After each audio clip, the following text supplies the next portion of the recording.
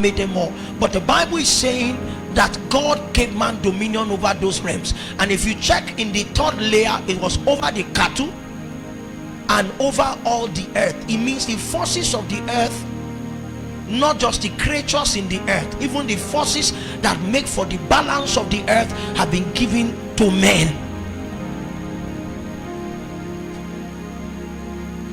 I was teaching somewhere a few years ago. I said it here too. If you see flooding, it's not because the ocean decided to run or just overrun its banks. It's because a gatekeeper went to sleep.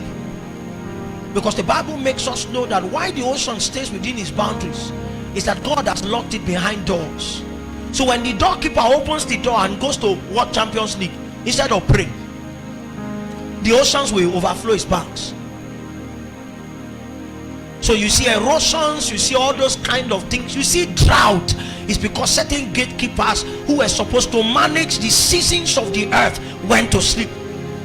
When you see the enemy sustain a kind of expression using the forces of the earth to afflict without end, it's because one who was given dominion is asleep or is minding his own business. You know how we mind our business? We want to play strong man when every other person is weak. That's why the enemy has come, and that's why God is saying to us that, you see, man is principally responsible for any anomaly in the earth.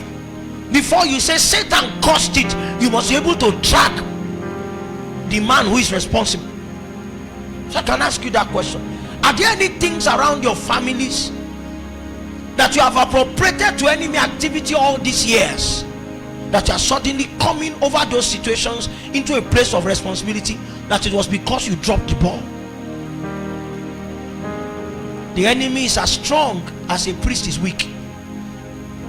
When the priest finds his place and lays hold of the altar and begins to perform his priesthood, we will find out that the enemy is not as strong as we think the enemy is. Our weaknesses has gifted the enemy strength.